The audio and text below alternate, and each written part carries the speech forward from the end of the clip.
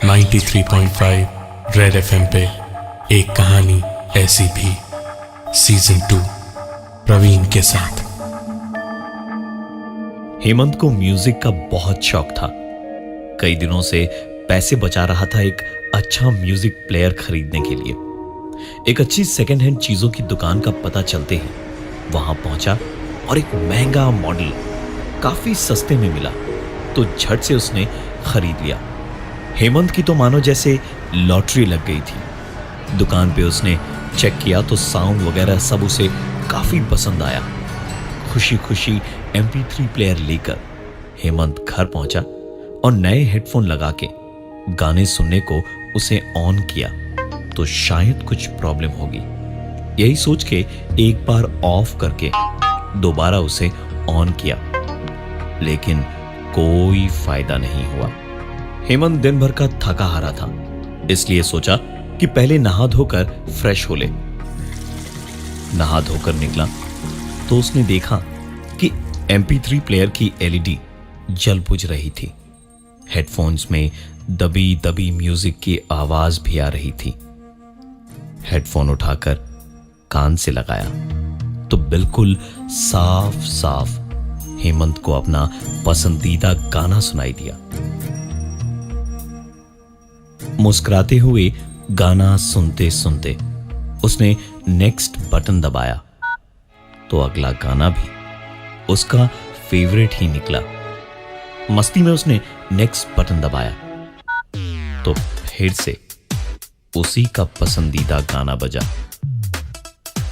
ऐसे करते करते कुछ 6 गाने उसकी पसंद के ही निकले। अब सारे गाने तो हेमंत की पसंद के नहीं होने वाले थे, इसलिए चेक करने को उसने MP3 प्लेयर को अपने कंप्यूटर से कनेक्ट किया। हेमंत ने जैसे ही माई कंप्यूटर क्लिक करके फोल्डर को खोला तो उसे अपनी जिंदगी का अभी तक का शायद सबसे बड़ा झटका लगा, क्योंकि उसमें प्लेयर वाली ड्राइव पहले से ही हेमंत नाम से दिखा रही थी। हेमंत ने फोल्डर खोलने की कोशिश की तो उसमें नो फाइल्स दिखाने लगा। पक्का ठीक से ड्राइव रीड नहीं कर रहा था। यही सोचकर हेमंत ने कॉर्ड निकाल के डिस्कनेक्ट किया और दोबारा अपने MP3 प्लेयर को कंप्यूटर से कनेक्ट किया। लेकिन एक बार फिर से ड्राइव तो हेमंत के नाम से ही दिखी, पर गाने की फाइल्स एक भी नहीं थी। हेमंत ने प्लेयर को तुरंत डिस्कनेक्ट किया और हेडफोन्स लगाकर उसने फिर से उसे ऑन किया तो फिर से गाने बजने लगे। हेमंत ने जैसे एक बार फिर नेक्स्ट दबाया तो इस बार गाना नहीं, कुछ और सुनाई दिया। कोई बड़े धीमे धीमे एहतियात से बोल रहा था, मेरा नाम नकुल है, मेरा कैमरा और रिकॉर्डर दोनों बंद है, इसलिए मैं अपने MP3 प्लेयर में इस रिकॉर्डिंग को कर रहा हूं। इस वक्त मैं राजस्थान में हूं, रात के 12 बजे है। MP3 प्लेयर में आवाज बड़ी धीमी हो गई और कुछ यूं आने लगी जैसे कोई फुसफुसा रहा हो, मैं अब पहले टेंट में घुस रहा हूं, मैं अंदर, ये कैसे हो सकता है? उस रिकॉर्डिंग में उसने आगे सुना, ये तो सचमुच वैसे ही है जैसे कहानियों में सुना था। इस वक्त मेरे सामने 5 बंजारे सो रहे हैं इस टेंट में। सब के सब कम से कम 7 फुट लंबे होंगे और वजन करीबन 90 किलो से ऊपर, और मोटे नहीं है, ये काफी तगड़े हैं। बंजारे नहीं, पहलवान लगते हैं सब। मुझसे ये सब और नहीं देखा जा रहा, मैं यहां से निकल रहा हूं।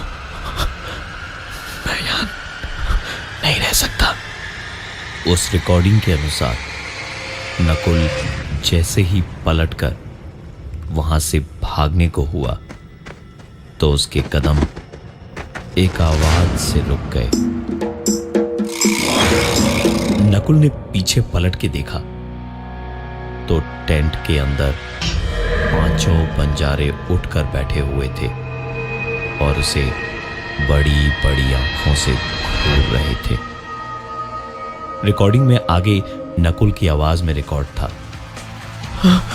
मैं भाग रहा हूं यहां से। यहां रुकने का कोई सवाल नहीं होता। मुझे दिल्ली पहुंचना है, वो भी हर हाल में। दुनिया को मैं इनके बारे में बताना चाहता हूं। मैं यहां से भाग रहा हूं। नकुल दौड़ता दौड़ता शायद किसी सही जगह पहुंच गया था, इसलिए रिकॉर्डिंग में उसके रुककर सांस लेने की आवाज आ रही थी।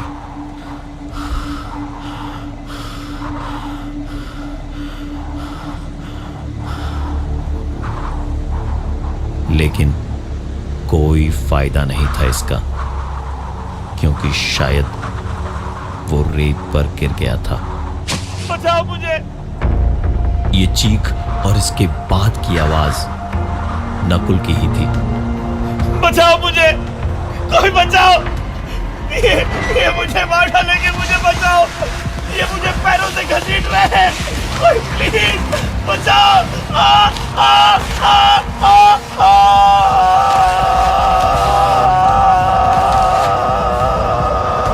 उस प्लेयर से आवाज धीरे धीरे दूर होती जा रही थी और रिकॉर्डर पर सिर्फ हवा की और उन्हीं में से किसी की भारी सांसों की भी आवाज आ रही थी। और फिर वो आवाजें भी बंद हो गईं। हेमंत ने तुरंत उस MP3 प्लेयर को कंप्यूटर से दोबारा कनेक्ट किया और फोल्डर खोला तो सामने देखा एक फोटोज का फोल्डर था जिसमें एक दुबले पतले से लड़के की ढेर सारी तस्वीरें थी। एक के बाद एक हेमंत सारी तस्वीरों को देखता गया। किसी तस्वीर में लड़का शायद अपनी गर्लफ्रेंड के साथ था, तो किसी में अपने परिवार के साथ और कहीं दोस्तों के साथ। लेकिन आखिरी फोटो थोड़ी नहीं, काफी ज्यादा अलग थी, क्योंकि तस्वीर तो उसी लड़के की थी, लेकिन वो 6 फुट से ज्यादा लंबा दिख रहा था और कपड़े हमारी तरह नहीं बल्कि गांव के बंजारों के जैसे पहने हुए थे उसने। हेमंत का तो जैसे दिमाग ही खराब हो गया था ये सब देखने और सुनने के बाद। उसने तुरंत कंप्यूटर को शट डाउन कर दिया। हेमंत लेटा ही था अपने बिस्तर पे कि AC वाली खिड़की पे खटखटाने की आवाज हुई। हेमंत बड़बड़ाता हुआ उठा बिस्तर से। बिल्लियों ने तो जीना मुश्किल कर दिया इस घर में। और खिड़की के पास पहुंचते ही उसके गले की नसें सूख गई। प्यास तुरंत ही लगने लगी और उसने खिड़की के उस पार देखा, वही फोटो वाला बंजारा लड़का नीचे खड़ा था और हाथ में खंजीरा लिए जोर जोर से उसे बजाए जा रहा था। हेमंत तुरंत दौड़ता हुआ मां पापा के कमरे में गया और वहां के दरवाजे को खटखटाने लगा। हड़बड़ाए हुए मां पापा दोनों बाहर आए तो देखा हेमंत का चेहरा डर के मारे पीला पड़ चुका था। हेमंत दोनों को अपने कमरे में पूरी बात बताते हुए लेकर गया, लेकिन बाहर वहां न तो कोई आदमी था और न ही किसी खंजीरे की आवाज थी वहां। हेमंत इतना ज्यादा डरा हुआ था कि उस रात वो अपने माँ पापा के साथ ही सोया। सुबह उठा तो सर भारी सा था। हाथ मुंह धोकर हेमंत सीधा इंटरनेट पर बैठ गया। नकुल, राजस्थान और बंजारा लिख करके इंटरनेट पर सर्च किया तो एक आर्टिकल उसे मिला जिसको लिखने वाले का नाम भी नकुल ही था। और फोटो देखी तो वही लड़का था। आर्टिकल पढ़ना शुरू किया तो हर एक लाइन पढ़ने के साथ साथ हेमंत की आंखें चौड़ी होती जा रही थी। पता नहीं हेमंत को क्या हुआ, वो बिना कुछ बोले घर से अपना बैग उठाए हुए बाहर निकल पड़ा। पैदल ही इतनी तेज तेज चल रहा था जैसे उसके पीछे कोई जान लेने को पड़ा हो। कुछ 7 किलोमीटर का रास्ता उसने मुश्किल से 30 मिनट में पार कर लिया होगा।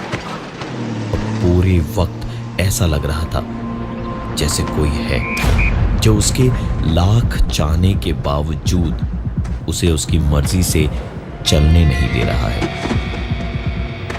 पूरी हिम्मत और ताकत लगाने के बाद तकरीबन 20 मिनट के बाद उसी दुकान के सामने खड़ा था जहां से उसने वो सेकेंड हैंड MP3 प्लेयर खरीदा था। दुकान में घुस के देखा एक आदमी काउंटर पे बैठा था।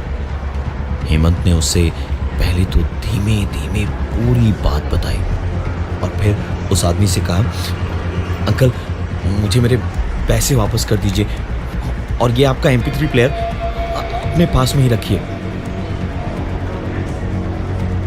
इस बात को सुनते के साथ ही वो आदमी हेमंत की ओर ऐसे पलटा जैसे हेमंत ने पता नहीं क्या बोल दिया।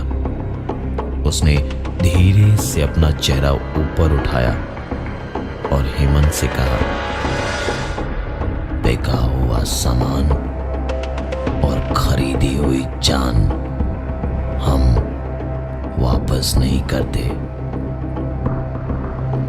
वो आदमी खड़ा हुआ तो हेमंत उसे देखता ही रह गया। वो कम से कम 7 फुट लंबा था और कलाइयां इतनी चौड़ी थी जितनी हेमंत की पूरी बाह नहीं थी। उस आदमी ने इतना कहते के साथ ही हेमंत का हाथ पकड़ा और उसे घसीटता हुआ अंदर की ओर ले जाने लगा। हेमंत चिल्लाता रहा, उसे छोड़ देने की भीख मांगता रहा, लेकिन कोई फायदा नहीं। आखिरकार एक दरवाजा आया जिसे उस आदमी ने एक सूखे पत्ते की तरह एक लात मार के खोल दिया और हेमंत को अंदर किसी खिलौने की तरह उठाकर फेंक दिया। हेमंत उठ के वापस बाहर आने को दरवाजे की ओर आता रहा और चिल्लाता रहा, लेकिन दरवाजा उसके सामने अपने आप धीरे धीरे बंद होता गया।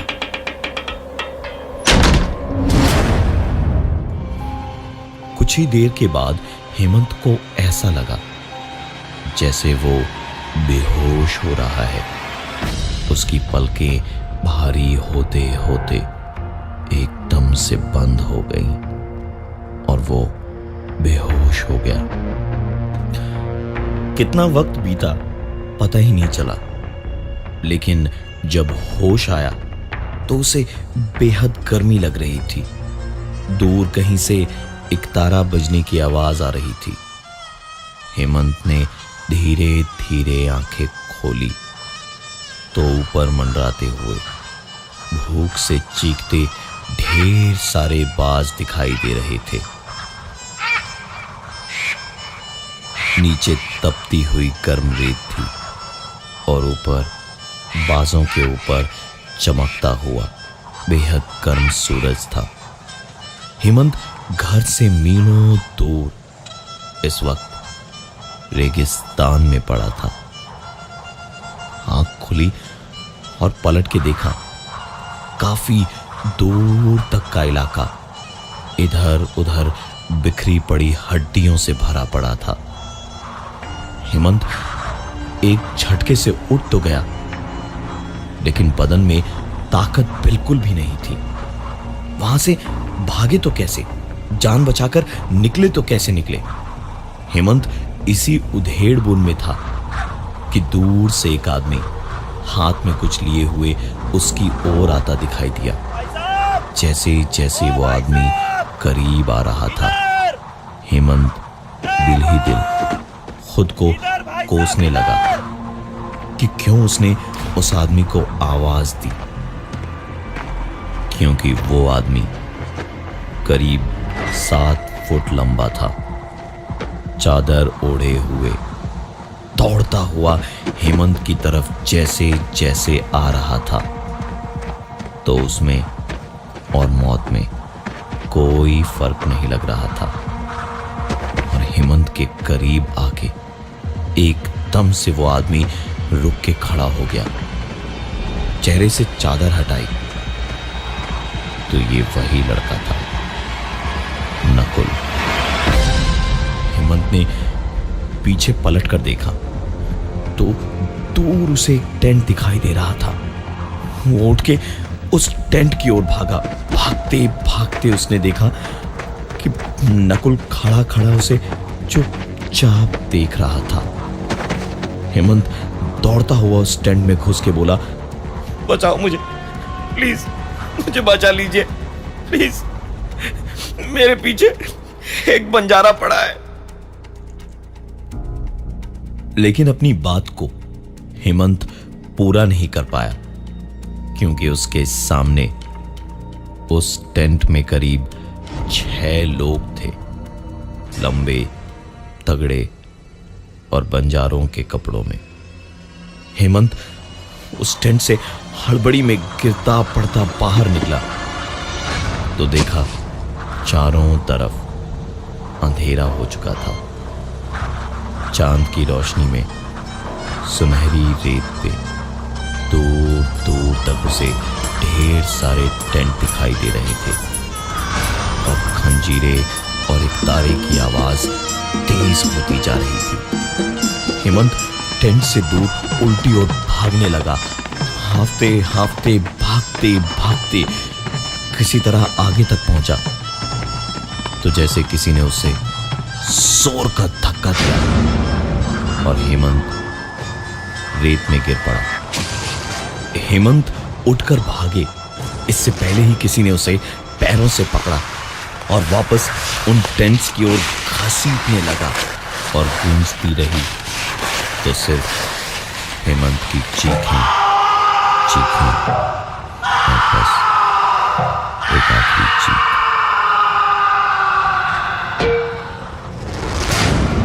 जहां से रेगिस्तान खत्म होता है और नमक का रेगिस्तान शुरू होता है, वहां आज भी रात को कई बार किसी के चीखने की आवाजें गूंजती है। कभी खंजीरे की आवाज आती है तो कभी एक तारे की आवाज आती है।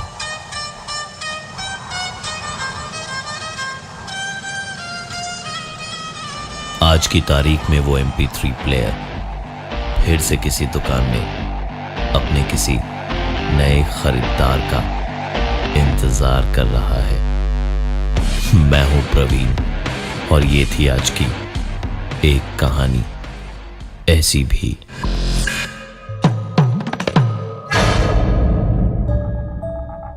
.5 रेड FM पे एक कहानी ऐसी भी, सीजन 2 प्रवीण के साथ।